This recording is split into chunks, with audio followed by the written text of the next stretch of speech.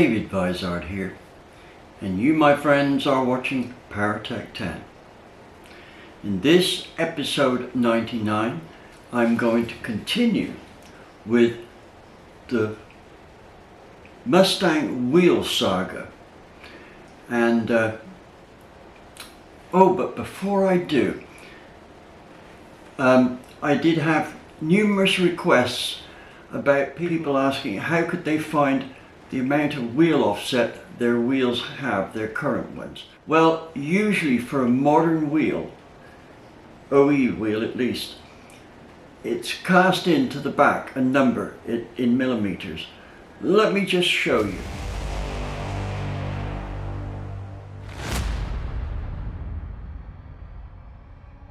Now the first thing to do is to break all of your lug nuts loose using a decent leverage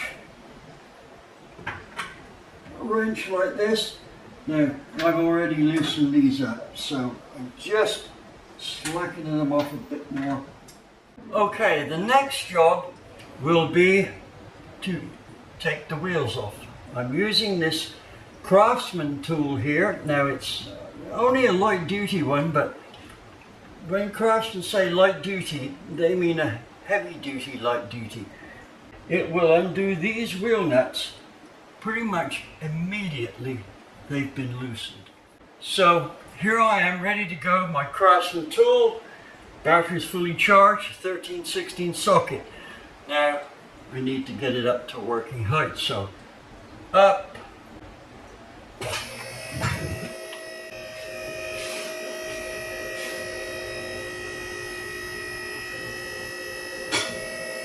Stop.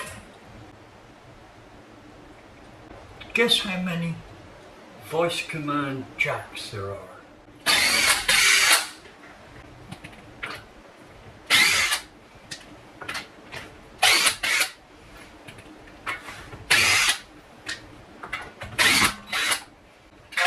To take the wheel off.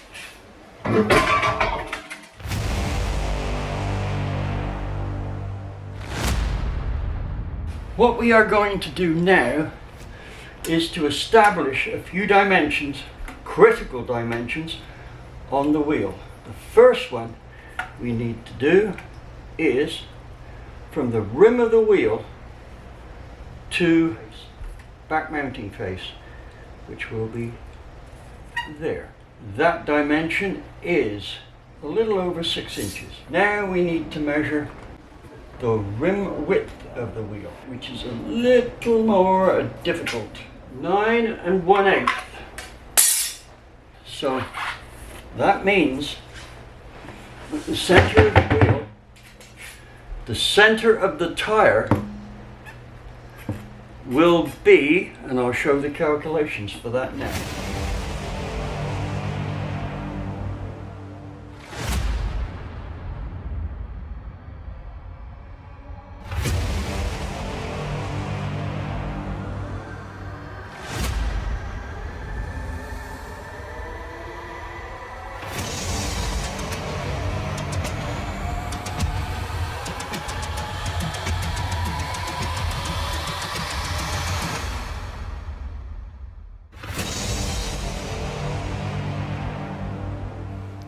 Now let's take a look on the back of our EcoBoost rim to see how close we are to Ford's claimed number. Let me zoom in on the number that we require here. The 18 by 8.0J represents the diameter and the width of the wheel. The plus 40 mm indicates the offset. Now what this means is that even a simple ruler measurement will get us within 50 thousandths if we're careful.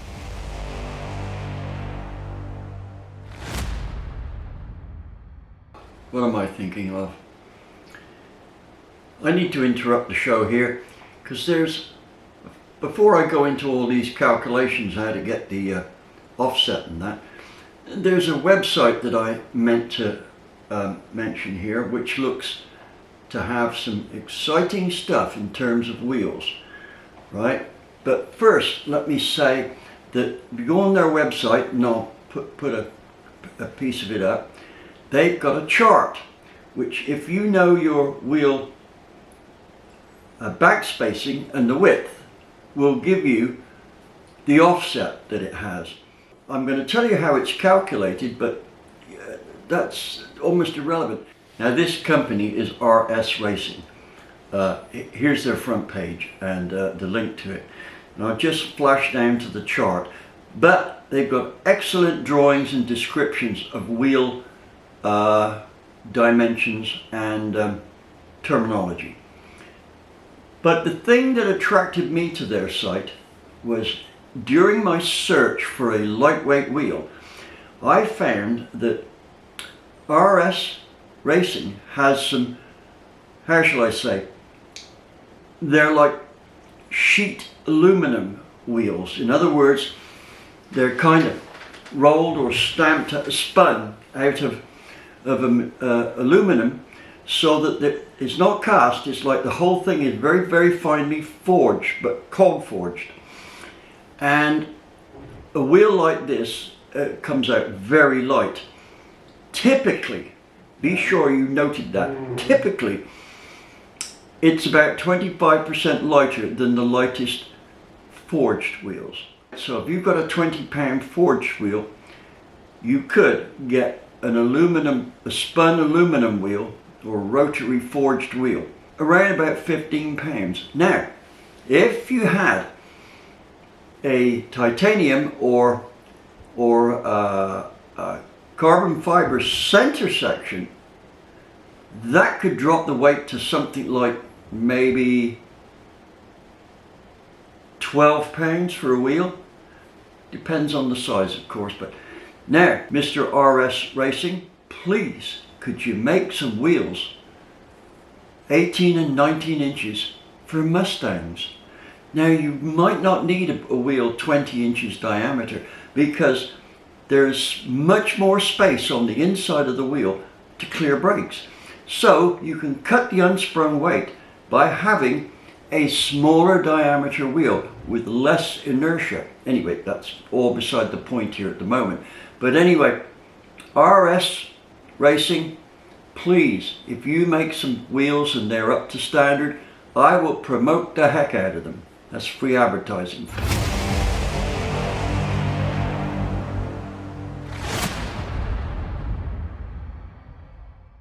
Earlier on, I said I would explain the significance of the plus and minus in front of the offset number. Well, here it is. Again, I'm using a drawing here from RS Racing, and what we're looking at here is a section through the wheel. The blue line is the center line of the wheel. If the wheel is positive, that is a plus, then what that means is the flange of the wheel, that's the bit that bolts up to the brake disc, is moved outwards, which moves the wheel inwards. So positive means wheel will move in. Negative is the reverse of that. That means the wheel will move out. We got that? If so, we're good to go.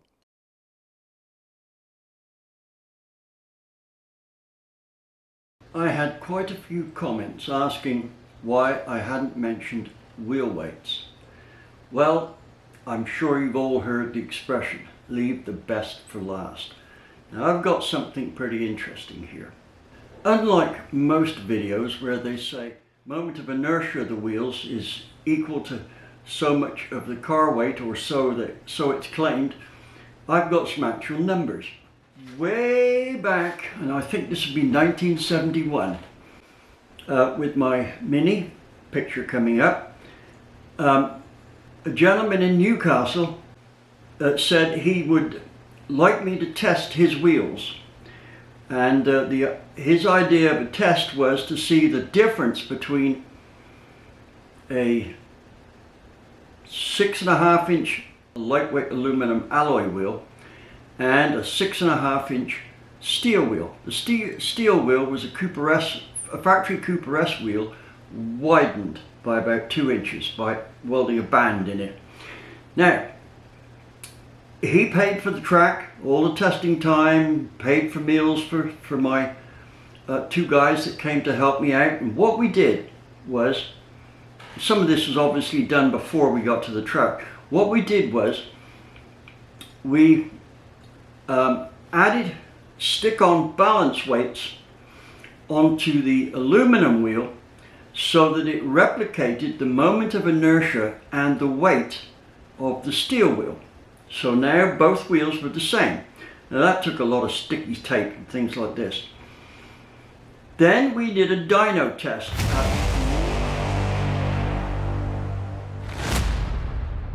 They had a Sun rolling road dyno, a Dynomatic I think they were called. And at the time they were the bee's knees, the nuts on deal. Now we tested in second gear only. And I'll tell you why. The moment of inertia of the wheels becomes less of a factor the nearer you get to steady state RPM or steady state speed. So they have the greatest effect in first gear, less effect in second, less in third, and even less in top gear. And if you're at Bonneville and you've reached your top speed, well, you aren't going to have any difference in speed without a huge change in wheel weight, right? The actual wheel weight, if nothing else changes, is irrelevant because you've now reached top speed. So what we did there was we took power figures on the dyno with the steel wheels and the aluminum wheels without the weights on. There was nearly 5 horsepower difference at the top end of the RPM range. Right? Now, the question is it's often quoted that a pound off the unsprung weight is worth 10 pounds or 8 pounds off the car weight, the sprung weight. Well, let's see if that's true. At the time, I wasn't seeing, and this is 1971, I wasn't seeing any numbers for this. So anyway, off we went to Silverstone. Now, Silverstone was my test track, and even in 1971, I'd probably done over 1,000 laps of Silverstone, right? Basically, in terms of mileages you're used to in the States, Silverstone's just down the road. If I wanted to, and I drove like it was a racetrack, I could go home for lunch and be back in time for the race. So it was not that far away. Anyway, here's what we did. We put the steel wheels on, right? And I went out to do some laps on the club circuit. Lap time, 1 minute 9 seconds with the steel wheels. With the aluminum wheels, 1 minute 7.6 seconds. That's quite a big difference. Now, we have to look at the track here and see if the track favored such results. No, there's 1,000 yards straight, and there's only one bend that we go down into second gear for, and that's the hairpin prior to the straight. So, the wheels have only got a short time, maybe a matter of a few seconds, to show off their capability in second gear, and a fairly long time to show it off in third gear, and a very lengthy time, I should say distance, to show it off in high gear. High gear being the worst place to get results, third gear being the next worst, second gear being better than third. So you can see we didn't spend a lot of time in low gears, and yet we went 1.4 seconds faster. Now, we did something else here. We put lead weights on the floor of the car, bolted them on, until the car was heavy enough to only manage 1.9 seconds per lap. Guess how much we had to add?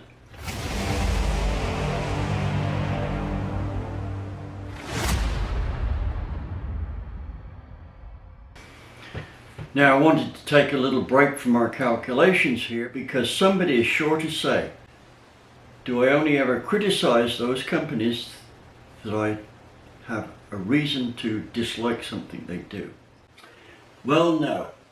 If you watch all of my videos, you'll find that I'm just as big on promoting companies as I am on criticizing them. In fact, more so, because if I plug a company that's really good, you'll buy from them instead of buying from a company that's not. Now, I want to just mention that there was one other wheel that I thought might be good. Something along the same lines as the Apex wheels.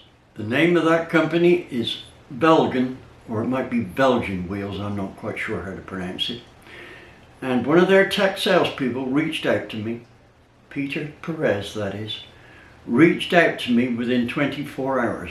Now, I didn't do any business with them because at that point I simply made up my mind on getting the 18-inch wheels. But I've put them down in my book to investigate for when we go to 19-inch wheels. I'll put their contact details across the bottom. Now let's get back to business here. Let's look at the weights involved. Now, I'm having to tax my brain here because we are talking about 1971. That's a long time ago for anyone. And I have had brain surgery which is affecting the side of my brain where my memories are stored. I believe our steel wheel weighed in at around about 14.5 pounds. Now remember, it's only a 10-inch diameter by 6.5 inches wide. The stock Cooper S wheel was 4.5 inches wide.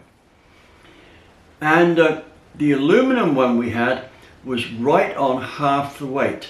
Now, as it turned out, it also had a moment of inertia of about half because the form of it was pretty much the same as the steel wheel. Now, what we had done here is we had saved approximately 7 pounds per corner on the car. That's 28 pounds. It took us umpteen laps of Silverstone until we got that weight added to the car just right to do a 1:09. And it turned out to be about 80 pounds. Now then, think about this. My Mini at the time weighed 998 pounds with the alloy wheels on and all the lightning gear. To get it to be the same as having the steel wheels on, I had to add something like 8.5% to the weight of the car. Looking at it another way, how much horsepower increase would I have needed to get by doing something to the engine which gave me the equivalent lap time? Well, we didn't measure that. That was not a very convenient one. But having done several thousand laps in Minis around Silverstone on this fast circuit, I can tell you that approximately 10 to 12 extra horsepower would have been needed to do this as a minimum. So let's see how that's going to relate to our Mustang. Now the wheels I'm going to put on the Mustang are going to be 21 pounds as opposed to 25.5 pounds for the stock wheels. The tires I'm putting on are also 3 pounds lighter, even though they're wider, but they're smaller in diameter. So the moment of inertia has gone down by about 5%. So just in crude form here, we have lost how many?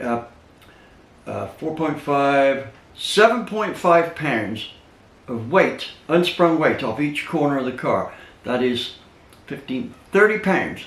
That means in simple terms, our car is now 30 pounds less weight. Now, if we can take our Mini results as anything to go by, and I want to say they are crude results, right? That time with the Mini could have been affected by a lot of other factors, but I'll guarantee that they are a ballpark figure. Remember that. Guarantee a ballpark figure, not a precise one. But you can be sure that the result would have been anywhere between 2 and 4. Right, so we'll say 3. So we're going to lose 30 pounds off there. That's equivalent to 90 pounds off my Mustang. Now, let's forget about the moment of inertia and the lower gearing. Taking 90 pounds off a car like that is usually worth, on a quarter mile, about a tenth of a second. How much is it worth on the eighth? Probably about 0.03 of a second, right? About 3 to 4 hundredths of a second, that is. However, we've got the moment of inertia to consider, and on the drag strip, the moment of inertia plays into our game very well. Why? Because we do a standing start in first gear, where the moment of inertia of the wheels has the greatest drag on acceleration. So I'm thinking with the reduced weight and the improved gearing and the improved moment of inertia, we could well see 0.2 of a second, maybe more, drop in our ET. We'll find out that when we next go to the track. Anyway, on with the plot here. Well, as far as going on with the plot is concerned, I have to say it's probably going to have to wait until next issue. That will be part 3 of our wheel and tire deal for Ford Mustangs, or EcoBoost Mustangs. But a lot of it's going to apply to any car, so I don't want you checking out just because I've said that it's for Eco Mustang. Now, let's get down to a point here. What am I going to do about the wheels? Well, I haven't quite finished yet. I have got some positive and negative things to say about American racing wheels, so you might want to check in there, or any of you watching, just tell American racing wheels they're coming under scrutiny. As far as Apex wheels are concerned, don't try and keep this a secret from them. Hey, you all bombard them with emails saying they're getting a pasting on my channel. I wonder if I'm still waiting for my check back by the time I publish part 3. We'll see. Now, the last part of it will be to look at tires and what we need to do to make the most of our tires, right? That will be in part 3. Now, whether I will finish that or not, I don't know. The next part of the handling, road holding and suspension stuff may come under the heading solely of suspension.